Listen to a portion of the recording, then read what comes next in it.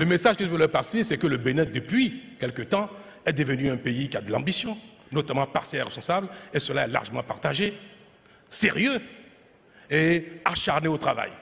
C'est cela qui nous caractérise depuis, et on voit déjà les résultats. Le Bénin va probablement créer d'ici les 10, 20, 30 prochaines années plusieurs multimillionnaires en Afrique, voire milliardaires. Comment un tout petit pays de l'Afrique de l'Ouest, à côté du Togo et du géant Nigeria, a pu, seulement en quelques années, à redorer son image à l'international, mais surtout à créer un climat favorable à l'investissement.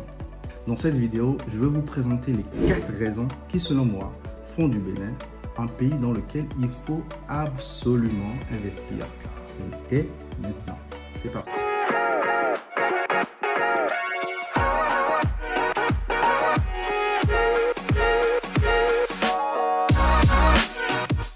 Salut à toi, je suis Ariel Agoujabé, entrepreneur sur le continent africain depuis quelques années maintenant. Alors, sur cette chaîne, je parle de développement personnel et d'entrepreneuriat, investissement, principalement vers le continent africain.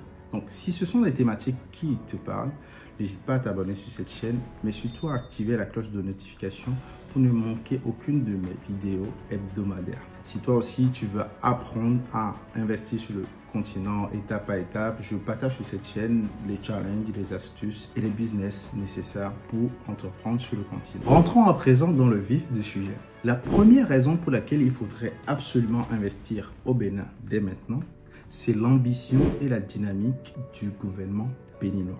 Vous savez, le Bénin a vu venir à sa tête depuis 2016 le président Patrice Talon. Et depuis, plus rien n'est pareil. Le gouvernement béninois a construit une stratégie nationale appelée le Bénin révélé. Et cette stratégie s'est structurée autour d'un programme d'action du gouvernement intitulé le PAG. Dans ce programme, tout est revu de fond en comble. Les infrastructures, la santé, l'enseignement, le numérique, l'énergie, tout est revu de fond en comble dans le pays. La conséquence directe de ces actions, c'est que le Bénin, qui en 2015 avait une croissance de 1,8%, passe en 2019 à 6,9%. C'est exceptionnel. Ça va valoir même au Bénin de sortir de la liste des 25 pays les plus pauvres de la planète et de rentrer maintenant dans la liste des pays à revenus intermédiaires. C'est la définition de la liste. C'est pas moi qui l'invente. Mais vous savez ce qui est intéressant dans ce projet, c'est que le même programme projette pour 2026 une croissance de 10,2%.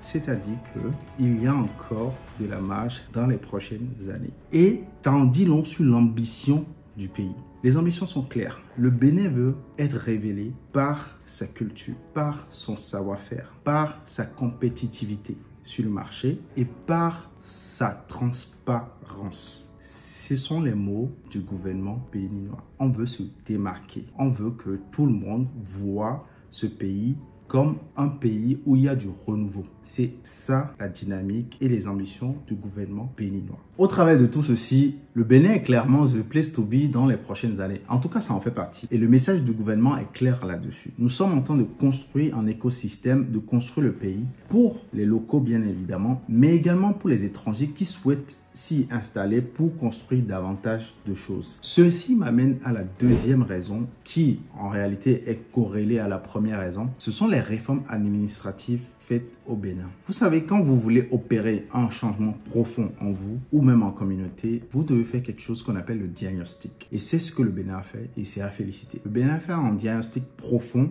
du pays et l'une des choses qui ne fonctionnait pas bien au Bénin, c'est son administration. Et de là, le Bénin a opéré énormément de réformes pour remettre sur les rails son administration. Aujourd'hui, pas mal de choses sont dématérialisées au Bénin. Par exemple, le Bénin fait partie des pays où la création d'entreprises est la plus rapide dans le monde. La fiscalité est beaucoup plus souple pour les nouveaux entrepreneurs, les nouvelles entreprises. Donc ça, c'est très intéressant. Il faut y jeter un coup d'œil. L'une des choses que le Bénin a aussi mis en place, c'est l'ouverture de son pays aux 53 autres pays africains. Je pense que derrière cette décision, le Bénin s'attendait à beaucoup plus de retour de réciprocité avec les autres pays africains, ce qui n'a pas été vraiment le cas. Donc, face à ça, je me suis dit, le gouvernement béninois va sûrement se retirer. Mais non, ils ont gardé cette décision. Ça en dit long sur les convictions du gouvernement béninois. Ils sont convaincus qu'ils gardent leur pays ouvert et tous ceux qui viendront voir ce qui s'y passe seront intéressés pour rester, pour investir. Et tout ceci participe bien évidemment à émerger le pays et à révéler le pays. Les ambitions sont claires. Le message est toujours le même. Révéler le Bénin. La troisième raison pour investir au Bénin, c'est la GDIZ. L'installation d'une des plus grandes zones économiques de la région. Le Bénin a créé un écosystème, toute une ville, en tout cas en train de le faire, toute une ville industrielle dans la région. Et le ministre l'a dit en ces termes, il a dit « Les entreprises qui s'y installent, par exemple, pourront bénéficier d'une électricité de qualité à un prix compétitif parmi les moins chers de l'Afrique. » Vous savez, quand vous installez une industrie, le nerf de la guerre, c'est le coût de l'électricité et la stabilité de l'électricité. L'une des choses qui fait que les entreprises ne s'installent pas beaucoup en Afrique, c'est aussi l'instabilité de notre électricité, l'instabilité des ressources. Et ça, clairement, le Bénin a vu ça et l'a réglé. En plus, ça fait partie des moins chers de la région. Donc, ce qui ramène plein d'entreprises à installer leurs usines pour la fabrication de leurs produits. En tout cas, il y a beaucoup de matières premières dans la zone. Donc, ils vont transformer beaucoup de choses sur place, notamment le coton. En tout cas, les trois secteurs qui sont prioritaires pour le moment sur cette zone-là, c'est la cosmétique, la pharmaceutique et le secteur agricole. Donc, imaginez l'écosystème que ça crée pour les entrepreneurs comme vous et moi. Tout le boom économique que ça va générer autour de cette zone économique qui est en train d'être installée. Que ce soit dans le secteur logistique, que ce soit dans la production agricole, que ce soit dans la production des importations, que ce soit dans le port, que ce soit tout ce que ça va générer dans cet écosystème, ce sont des entrepreneurs qui devront prendre le relais à différents niveaux. Si vous avez les moyens d'installer une industrie, vous y allez. Il y a un guichet unique pour s'installer, pour accélérer les démarches administratives. Donc, vous vous renseignez un peu sur Internet. Je vais mettre le lien de la GDIZ, la zone économique que le Bénin a créé, une industrielle zone. Vous pouvez vous renseigner pour investir là-dessus, pour créer quelque chose. En tout cas, les investisseurs sont appelés. Le président, d'ailleurs, a fait un déplacement récemment à Paris pour appeler les investisseurs français. Mais moi, je fais clairement un appel aux investisseurs africains de voir l'opportunité d'y aller au Bénin et d'investir en masse. Parce que ce qui se passe au Bénin, dans cette zone, est exceptionnel. Ça va déterminer la croissance dans le futur de cette zone-là. Il faut y être. Il ne faut pas se faire raconter ce qui va se passer au Bénin dans les 5, 10, 30 prochaines années. Donc, il faut être parmi les premiers. Et je dis toujours, en fait, quand vous êtes dans un secteur, tout ce qu'il faut faire, c'est que le temps est votre allié. Donc, plus vite vous vous installez dans un secteur, dans le temps, vous devenez globalement incontournable dans le temps. Il faut penser à un long terme. Il faut commencer à se renseigner sur ce qui est faisable et ce qui est possible à faire au Bénin. Il faut clairement saisir l'opportunité de cette nouvelle zone économique spéciale qui est en train d'être installée au Bénin et commencer à voir dans quel secteur vous pouvez investir afin d'être impacté, en tout cas d'être pris dans la masse de ce développement-là que le Bénin est en train d'entraîner avec lui. La quatrième raison pour laquelle il faut absolument investir au Bénin aujourd'hui, c'est, je l'ai dit en début de vidéo, le Bénin faisait partie des 25 pays les plus pauvres de la planète. Donc le coût de vie au Bénin est relativement faible. Donc la quatrième raison, c'est le coût de vie. Alors je sais que cette raison ne va pas plaire à beaucoup de gens, mais c'est un fait. Quand je prends la capitale du Bénin, en tout cas la capitale économique, qui est Cotonou, par rapport à Douala ou à Abidjan ou à Dakar, le coût de vie est relativement plus faible. Bon, il y a une tendance à ce que les prix à Cotonou aujourd'hui sont en train de monter, mais ça reste beaucoup plus faible comparativement aux autres capitales. Ce qui fait que pour un entrepreneur, quand il veut investir, ce qu'il regarde bien évidemment, ce sont également les coûts.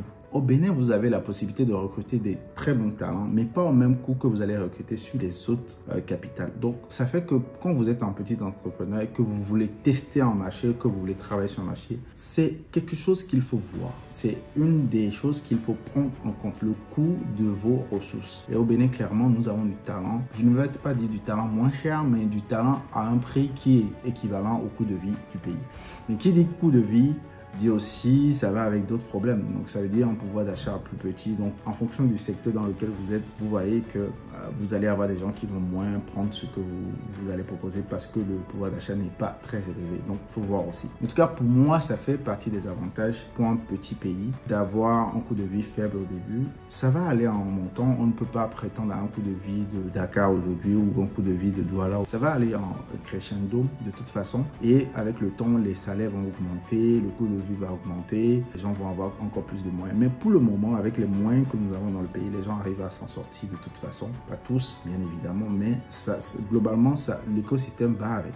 En entrepreneur, ce sont des choses qu'il faut absolument voir. Le coût de vie au Bénin est relativement plus faible que les autres pays. Donc, c'est quelque chose qu'il faut voir quand vous voulez investir pour le futur en tout cas. Merci d'avoir suivi cette vidéo jusqu'au bout. Si ce contenu t'a plu, n'hésite pas à me laisser un like sur la vidéo. Mais surtout, si tu as d'autres raisons pour lesquelles tu penses qu'il faut absolument investir au Bénin, n'hésite pas à me les partager dans les commentaires. Et si vous avez un top 5 des pays dans lesquels il faut absolument investir en Afrique aujourd'hui, partagez aussi dans les commentaires. Je vais voir si ça match avec les différents pays que moi j'ai listés et dont les vidéos vont apparaître dans les prochaines semaines.